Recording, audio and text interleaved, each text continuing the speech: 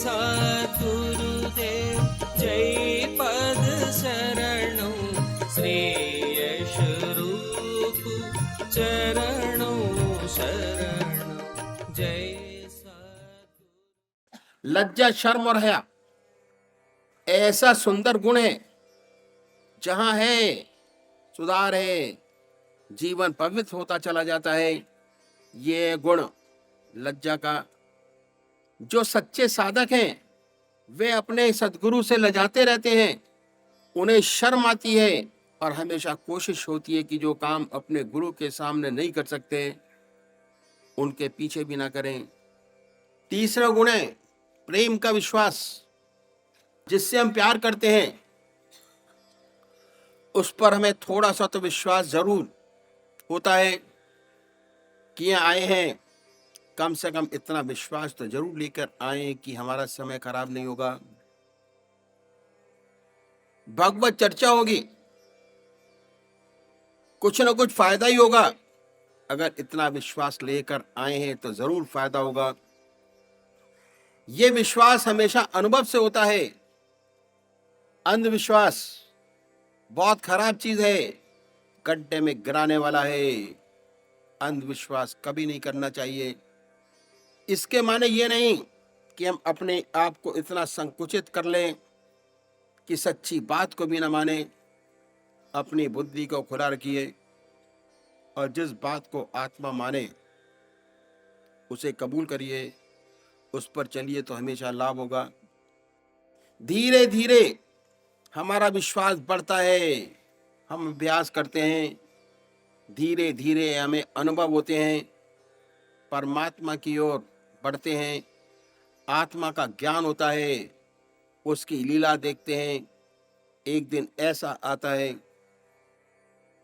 कि हमें उन पर पूरा विश्वास हो जाता है और हम अपने को उस परमात्मा को पूरी तरह निछावर कर देते हैं, छोड़ देते हैं। और यह विश्वास होना आवश्यक है। पहले तो अपने तरीके पर विश्वास होना चाहिए कि जो तरीका हमने परमात्मा की प्राप्ति का अपनाया है वह ठीक है और सच्चा है। बहुत सोच समझकर उसमें कदम रखें। धीरे धीरे जब हमें ऐसा विश्वास हो जाता है कि मेरा रास्ता ठीक है, मेरा हृदय निरंतर प्रभु की याद में डूबा रहता है, सुख में भी उसकी याद है, दुख में भी उसकी याद है। कोई समय ऐसा नहीं रहता कि जब हमें उसकी याद न रहती हो। ऐसी सुंदर हालत जब बन जाती है तो हमें विश्वास हो जाता है कि यदि ईश्वर चाहेगा तो अंत समय में भी उसकी याद नहीं छूटेगी। चिंतन और ये विश्वास ही है जो हमें पार लगाता है। जब मौत का धक्का आता है, बड़ी से बड़ी तपस्याएं धरी की धरी रह जाती हैं, शरीर कमजोर हो जाता है, मन भी कमजोर हो जाता है। ऐसा विश्वास, ऐसा आत्मिक अनुभव यदि जिंदगी में हो जाते हैं, उनसे विश्वास दृढ़ हो जाता है और अंत समय में वे काम आता है। इतनी बड़ी महत्ता है विश्वास की। लेकिन याद रखिए, अंधविश्वास बहुत खराब चीज है जिसे कभी नहीं करना चाहिए। हमेशा सोच समझकर विश्वास करें, अनुभव के साथ करें, बराबर लाभ होता रहेगा, बढ़ते रहेंगे आप और विश्वास ही परमात्मा से मिलाएगा। मुझे एक पौराणिक कथा याद आ गई जो मैं आपके सामने रखूंगा, बहुत सुंदर है। एक बार पार्वती जी ने शिव जी से पूछा, महाराज ये कुंभ का मेला होता है, साल में एक बार, उसमें लाखों व्यक्ति आते हैं गंगा स्नान करने के लिए। ऐसा कहते हैं कि गंगा जी ये पाप नष्ट कर देती हैं।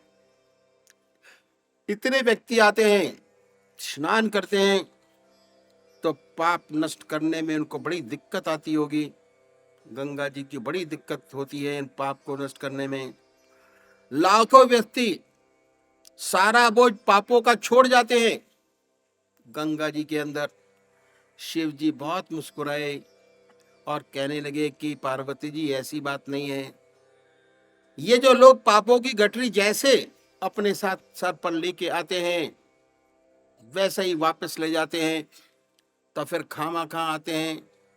लाखों की भीड़ होती है, इतनी ट्रेन चलती हैं, बसें चलती हैं, इतना बड़ा इंतजाम किया जाता है, लगता तो ऐसा ही है पार्वती जी। ये सब दिखावा मात्र है। पार्वती जी बोली ये कैसे हो सकता है? कहा कि चलिए, कुंभ का मेला लगा हुआ है, देख लें, अपने आप अपनी आंखों से देख लें। शिव जी ने अपने को कोड़ी का स्वरूप दिया और पार्वती जी को कोड़िन का स्वरूप। इस तरह कोड़ी कोड़िन बनकर त्रिवेणी की तरफ चले और उस रास्ते पर बैठे जहां से लाखों यात्री स्नान करने जा रहे थे और लाखों यात्री स्नान करके वापस आ रहे थे।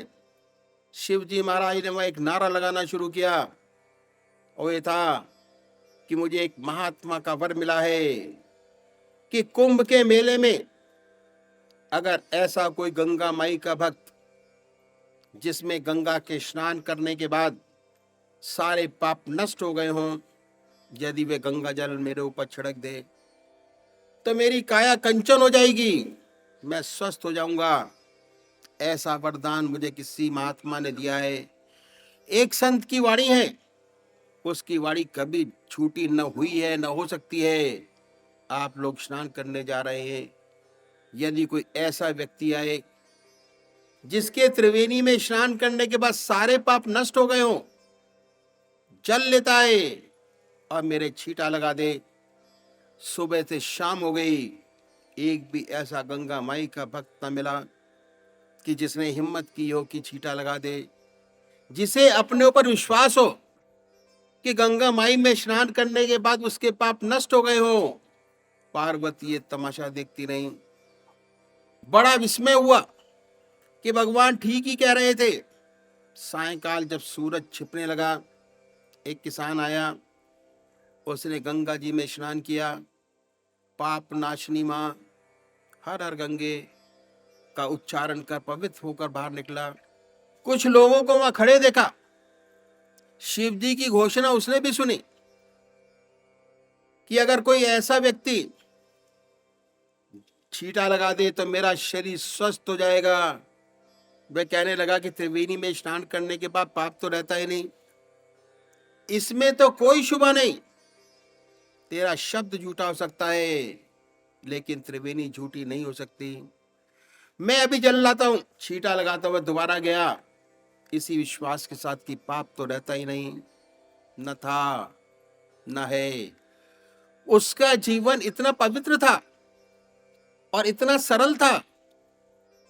जल लाया, छींटा लगाया, छींटा लगाते ही पार्वती और शिव जी प्रकट हो गए। तो कहा देखो, करोड़ों में यही एक ऐसा है जिसे पूर्ण विश्वास है कि गंगा में स्नान करने के बाद पाप तो रहता ही नहीं।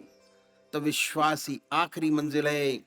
वह विश्वास जो अनुभव से हासिल हुआ हो, जिसने आपके जीवन को पवित्र बना दिया हो, आपके जीवन को बदल दिया हो, ऐसा विश्वास अंत में काम आता है, पार लगाता है। प्रेम का चौथा गुण है संतोष। इस सेवक के गुरुदेव कहा करते थे कि संसार बना है सार और असार की मिलौनी से। इसमें सार भी वस्तु है, असार भी वस्तु है, दोनों से मिलकर इस संसार बना है। इस संसार में परमात्मा ने जहां आपको जन्म दिया, जिन परिस्थितियों में रखा, उन परिस्थितियों में संतुष्ट रहते हुए उस परमात्मा के नाम को दिल और दांतों से पकड़ो। कहा करते थे दिल और दांतों से उस ईश्वर की याद को पकड़ो, हृदय से, सच्चे प्रेम से, सच्ची लगन से पकड़ो। दांतों से मतलब क्या है कि जब आदमी हताश हो जाता है, डूबता होता है, तिनके का सहारा पकड़ता है। अगर लड़ाई हो रही हो और बिल्कुल निराश हो चुका हो तो दांतों से काटने की कोशिश करता है, दांत से पकड़ने की कोशिश करता है। ऐसे अपने आप को समझाते हुए कि उस परमात्मा के नाम को चाहे कुछ भी हो जाए, जीवन रहे न रहे, दुनिया रहे न रहे, लेकिन उसके नाम को ना छोड़ो। ऐसे दिल और दांतों से इस परमात्मा के नाम को पकड़ो। यही सार वस्तु है। इसी से सच्चा आदर्श जीवन मुक्त अवस्था प्राप्त होगी, जो मनुष्य का सबसे ऊंचा आदर्श है। संतोष का मतलब ये नहीं आप काम करना छोड़ दें, अपनी उन्नति की कोशिश ना करें, ये हरगिज नहीं है। हम लोग तो गृहस्थी हैं, हमारा रास्ता तो ग्रस्त का रास्ता है। दुनिया में रहते हैं, इसी संसार में रहते हुए संसार के सब काम सुंदरता से करते हुए हृदय निरंतर परमात्मा की याद में डूबा रहे, परमात्मा की याद में बर्फ की तरह पिघलता रहे और संसार के सब काम सच्चाई के साथ, लगन के साथ होते रहे, बनते रहे आज से अच्छे। यही हमारा आदर्श है। 10 बकार दिल बेयार, हाथ काम करें, दिल ईश्वर की याद में लगा रहे। तो संतोष के माने ये नहीं कि हम हाथ पर हाथ धरकर बैठ जाएं, हम कोशिश ही ना करें, प्रयत्न ना करें काम करने की, अपनी दुनियावी तरक्की के लिए। हमेशा सच्ची कोशिश करें, सच्ची मेहनत करें, द्वेष से बचें, दूसरे को देखकर हमारे दिल में द्वेष पैदा ना हो, दूसरी को तरक्की देखते हुए हमारे अंदर उत्साह पैदा हो। हम उससे अच्छी मेहनत करें और ऊंची तरक्की प्राप्त करें। जहाँ द्वेष होता है वह हृदय अपवित्र हो जाता है, उसके हृदय में परमात्मा नहीं रहता। यह प्रेम का चौथा गुण संतोष। परमात्मा ने जिस हाल में रखा उसमें खुश रहते हुए, अपनी तरक्की का ध्यान रखते हुए हमें उसके नाम को दिल और दांतों से पकड़ना है। सुख में भी दुख में भी सुख आता है, भगवान की अर्पण हो जाता है कि हे प्रभु आपकी निराली शान है, आपकी दया कृपा है, आपका दिया है, जैसा चाहे वैसे रखे। दुख आया, भगवान के अर्पण हो गया कि हे प्रभु आपका दिया है, ईश्वर में जीवन, इसमें कभी फूला नहीं समाया। ऐसा भक्त जब दुख आता है परमात्मा के चरणों को और कस के पकड़ता है। वह जानता है कि इसका निवारण उसी के चरणों में और कहीं नहीं है। परमात्मा की गहरी याद करता है, सोचता है कि शायद मुझसे कोई गलती हो गई, मैं प्रभु से थोड़ा सा विमुख हो गया हूं, जो कस पड़ा। तो भगवान को और कस के पकड़ता है। संतों ने बड़ी सुंदर वाणी कही है। संतों ने कहा है कि मेरा मन सकल सुखों को धावे, मेरा मन सकल सुखों को धावे, पर कोई सुख हाथ ना आवे। जैसे सेवर की कर सेवा, सुआ बैठ पछतावे। सेवर का वृक्ष होता है, उस पर सेमल का लाल लाल फूल बहुत अच्छा आता है। जो पक्षी है सुआ, उस फूल को देखकर मोहित हो जाता है और इस आशा में बैठा रहता है कि इसमें फल बड़ा सुंदर और अच्छा लगेगा, बड़ा सुंदर और मीठा फल आएगा। जब फल आता है तो रुई का डोडा उसमें से निकलता है, बड़ा निराश हो जाता है। ये दुनिया में बड़ी प्यारी लगती है, लेकिन धीरे धीरे जब हमें अनुभव होता है तो पता चलता है कि ये तो रुई का डोडा है। हंस अकेला आया है, अकेला ही जाएगा। तो जैसे कर सेवर की सेवा, सुआ बैठ पछतावे, और साचो सुख दुख के भीतर है, इसे कौन समझाए। यदि ऐसा दुख, ऐसी तकलीफ आ पड़े कि जो हमारे हृदय को परमात्मा से जोड़ दे, हमारा हृदय परमात्मा की गहरी याद में डूब जाए, वह तकलीफ भी मुबारक है। उसने हम एक स्टेप आगे बढ़ा दिया। तो संत न दुखी होते हैं, न सुख में सुखी होते हैं, ऐसा उनका सुंदर जीवन बन जाता है। दुख आया, परमात्मा की गहरी और याद है। सुख आया तो भगवान के अर्पण हो गया, और फिर विश्वास हो जाता है कि जब आखिरी वक्त आएगा अवश्य उसकी याद आएगी। भगवान श्री कृष्ण ने कहा है कि जो मनुष्य मेरे को याद करते करते अपना शरीर फूल की तरह छोड़ता है, मुझे पाता है, सच्ची आशा हो जाती है कि एक दिन हमें सच्चा आदर्श, सच्चा जीवन प्राप्त होगा। और एक दिन ऐसा आएगा कि ज्योति से ज्योति एकाकार हो जाएगी। एक सेवक के गुरुदेव कहा करते थे कि निशाते जिंदगी है, जिंदगी का यूं बसर होना। निशाते जिंदगी है, जिंदगी का यूं बसर होना। निशाते जिंदगी में जिंदगी से बेखबर होना। ये सच्ची जिंदगी।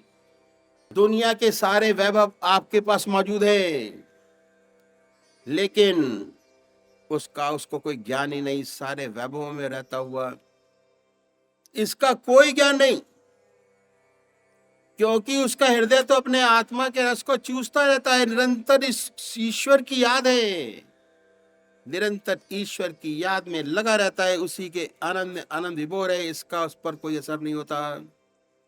ये है सच्ची जिंदगी। इसी संसार में है, इसी दुनिया में है, सबके बीच। लेकिन हृदय परमात्मा में ऐसा लगा रहे कि इस सब का हमको पर कोई असर ना पड़े। ये है सच्ची जिंदगी। और ये है प्रेम का चौथा गुण, संतोष। प्रेम का पांचवा गुण, त्याग, इसार और कुर्बानी। एक दिया जलता है, तेल और बाती ठीक है, रोशनी अच्छी देगा। जब लौ जलना शुरू करती है तो चिराग की लौ में धुआं पैदा हो जाता है, तो क्या करते हैं, कैंची से उसको छाट देते हैं।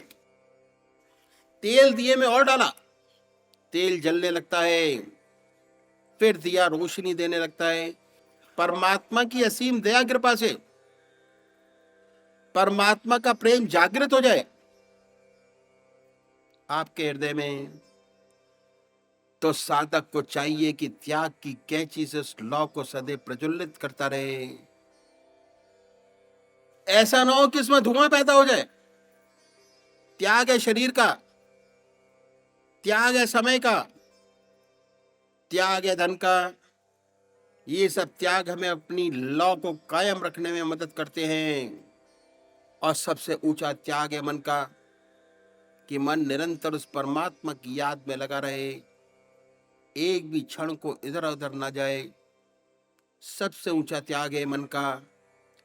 ऐसी लौ उसके नाम की हमारे हृदय में जागृत हो, जो निरंतर जलती रहे।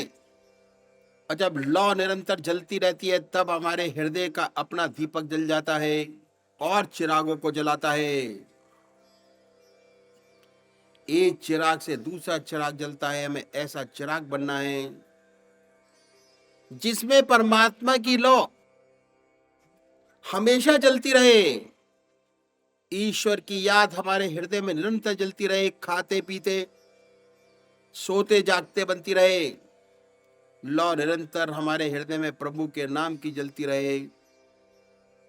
तब हमारे हृदय में ऐसी रोशनी, ऐसा प्रकाश पैदा होगा कि दूसरे लोग आएंगे, उनके हृदय भी प्रकाशमय हो जाएंगे। लोग कहते हैं कि पतंगा बड़ा प्रेमी है, लौ पर अपने प्राण न्यौछावर कर देता है और अपने आप को जला देता है। लेकिन ये भूल जाते हैं कि पतंगा कब जलता है। पतंगा जब जलता है जब लौ खुद जल लेती है, तब पतंगा अपने आप को जलाता है। तो ये रास्ता अध्यात्म के विकास का, फैलाव का। हमारे हृदय में सच्ची लौ जागृत हो जाए, सच्चा प्रेम अपने इष्ट के प्रति बन जाए, सच्चा प्रेम उत्पन्न हो जाए। प्रेम से परमात्मा मिलता है। विनय और प्रेम दो विशेष गुण हैं, हमें ईश्वर तक ले जाते हैं और हमारे जीवन का सच्चा लक्ष्य, मुक्त अवस्था जीवन, वहां तक पहुंचाते हैं। तो ये बातें हैं जो हमारी पूजा को सच्चा बनाती हैं, परमात्मा तक ले जाती हैं। विनय प्रेम बस भई भवानी, खसी माल मूरत मुस्कानी। विनय और सत्य प्रेम, जब ईश्वर और सद्गुरु कृपा से साधक के हृदय में प्रभु प्रेम की लौ अर्थात पवित्र भावना रूपी भावना जागृत हो जाती है, समस्त मलक्षेप का नाश हो जाता है, हृदय निरंतर प्रभु प्रेम में सराबोर डूबा रहता है, आत्मयी अवस्था हो जाती है, साधक शांत चित्त हो जीवन मुक्त अवस्था में बना रहता है। परमात्मा तू ही है, तेरी इच्छा पूर्ण हो।